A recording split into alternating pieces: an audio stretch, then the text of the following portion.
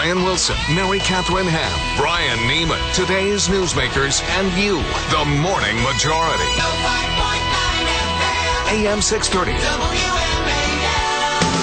7:07, so much going on in the news today. It sure is. Oh, my goodness. You have the Supreme Court going to take Obamacare. We've got the Penn State saga and Jerry Sandusky giving an interview about Costas last night. Got the Hermain Cain mess, that interview that he did yesterday with the Milwaukee Journal-Sentinel. Whew. Where do we start? Tucker Carlson from the Daily Caller is here, and Newt rising in the polls. You want to take a stab at anyone? What's on? Just take a shot at any of those stories there. Well, good morning. Morning. Let me just say, last week on this show, I made the obvious point that Hermain Cain, while a really good guy, was not ready to be president.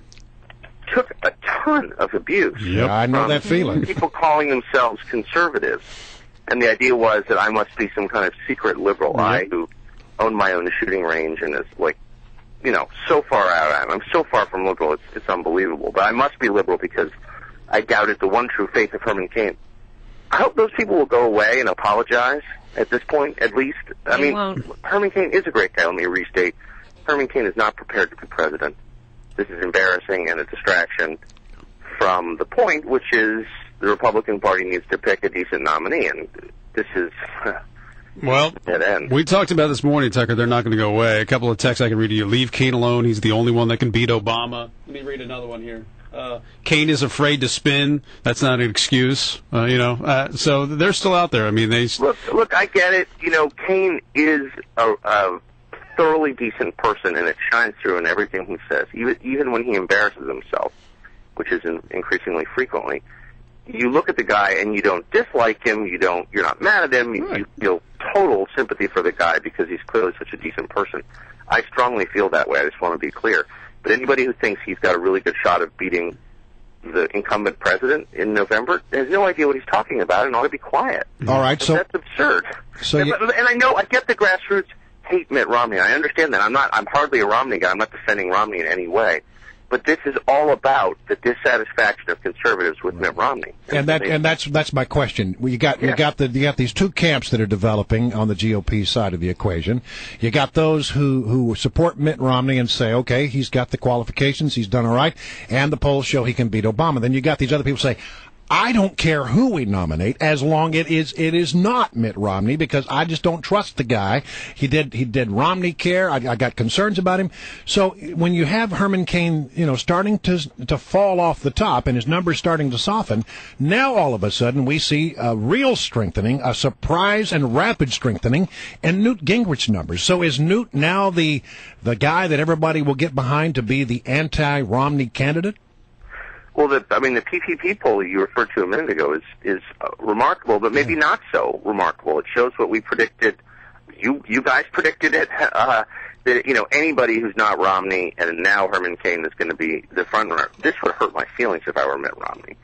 I think Newt is a really capable person. He's obviously been in this world before. He's likely to know what he thinks about Syria. He's likely to know that China has nuclear weapons. He's also a pretty effervescent character who can be very unscripted. So, I think this will be quite an exciting nominating process. But one thing you got to say about Newt is he is really smart, and it will be interesting. I don't think it's going to be possible to convince a lot of the Wall Street folks to get behind Newt.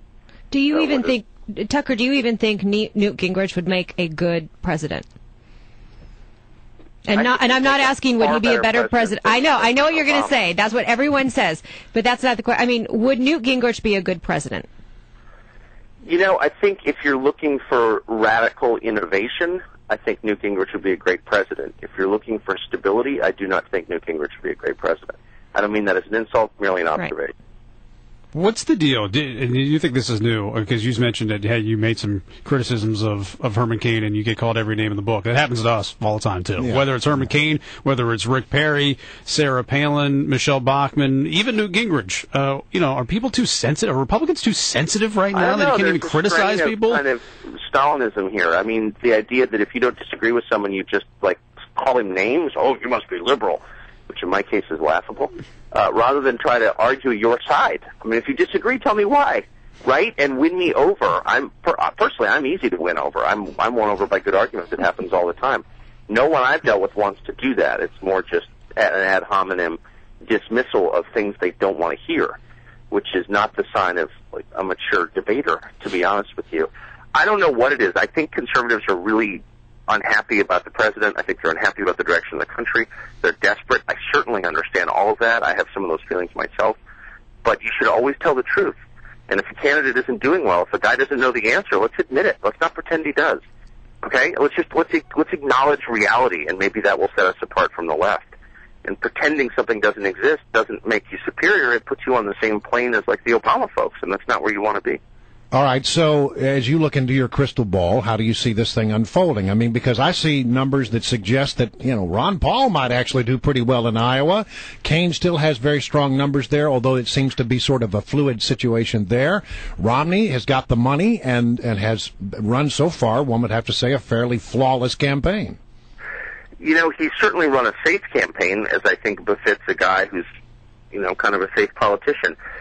I will say, look, in any normal year, if this were any other cycle in my lifetime, I would say, of course, Mitt Romney's going to get the nomination. But if there were ever a year where something truly unexpected might happen, where Newt Gingrich might get the nomination and pick Ron Paul as his running mate, I mean, of course, that's not going to happen. But where Gingrich gets the nomination and Ron Paul runs third party, I think that could happen this year. I don't know that it will. I'm afraid to predict. As you'll remember, I predicted Hillary Clinton was going to be the nominee last time, so don't listen to my predictions. But here's one I can make with total certainty.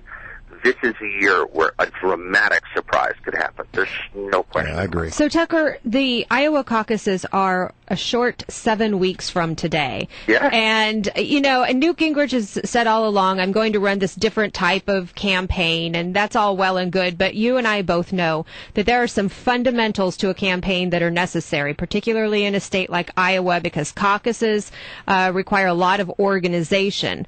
Who do you see faring well in the Iowa caucuses, regardless of what we see the polls right now, because they don't necessarily reflect what happens in January?